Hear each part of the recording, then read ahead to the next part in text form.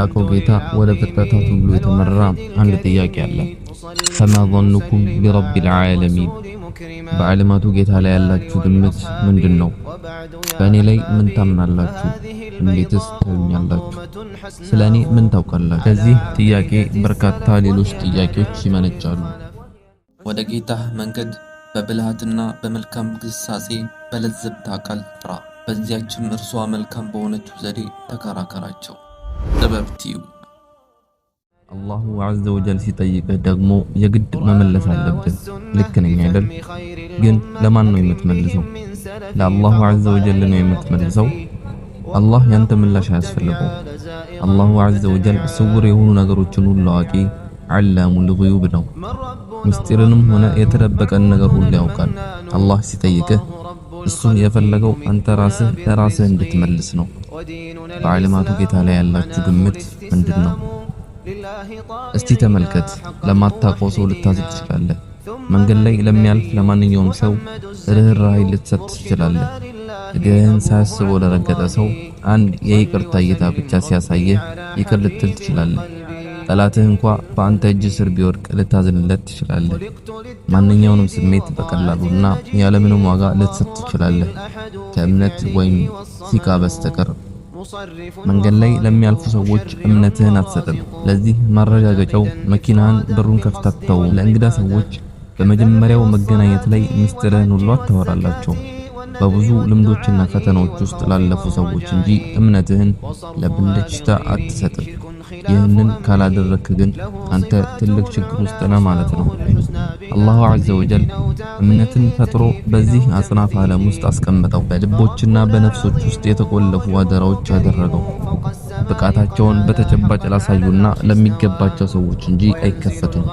እምነት ውድ ነው፣ በቀላሉ አይሰጥም፣ ግን በቀላሉ ይወሰዳል። ናስቲ አሁን ደግሞ በምትተማመንባቸው ሰዎች ላይ እንዴት እንደምትሆን እናስብ።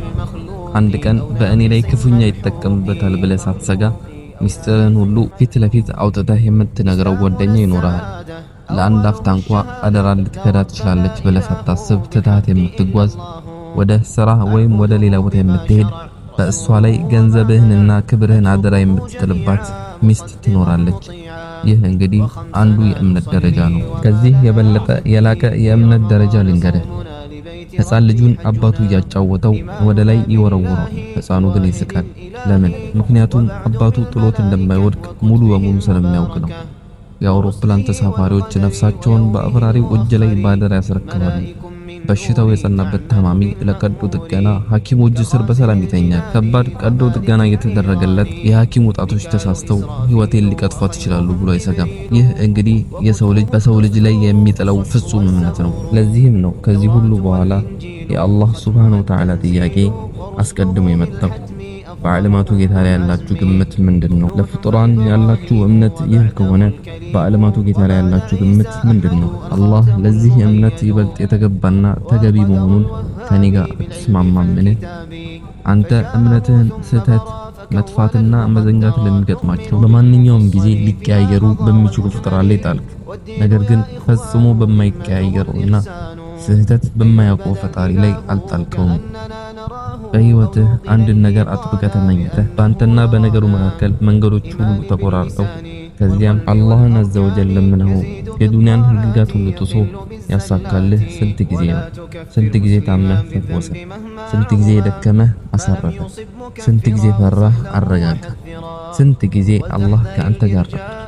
አንተስ ስንት ጊዜ ከአላህ ጋር ሆነሃል? ኢማሙ ሙስሊም በሰሒሃቸው እንደዘገቡት ረሱሉላህ ሰለላሁ ዐለይሂ ወሰለም እንዲህ ብለዋል፣ ማንኛችሁም በአላህ ላይ መልካም ጥርጣሬን ወይም ሑስነ ظን ሳያሳድር እንዳይሞት።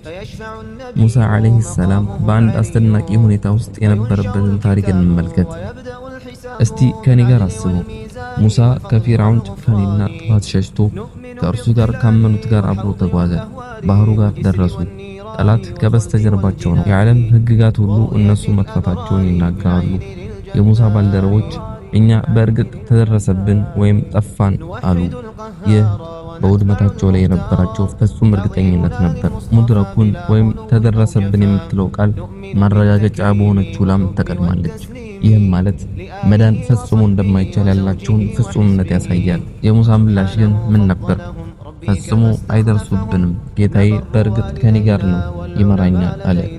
ይህ ምንኛ ድንቅ ነው። አቡበከር ረዲየላሁ ዐንሁ በዋሻው ውስጥ እያሉ ሙሽሪኮች ከየአቅጣጫው ከበዋቸው ለረሱሉላህ ሰለላሁ ዐለይሂ ወሰለም እንዲህ አሏቸው፣ ያ ረሱሉላህ፣ አንዳቸው እግራቸው ስር ቢመለከቱ ኖሮ በእርግጥ ያዩን ነበር። ረሱሉም ሰለላሁ ዐለይሂ ወሰለም መለሱ፣ አትዘን፣ አላህ ከኛ ጋር ነውና። ለዚህ ጥያቄም ለራስህ ምላሽ ስጥ። ለፍጡራን ወይም ለዓለማት ያላችሁ ግምትና እምነት ይህ ከሆነ በዓለማቱ ጌታ ላይ ያላችሁ ግምት ምንድነው? ወሰላሙ ዐለይኩም ወራህመቱላሂ ወበረካቱሁ።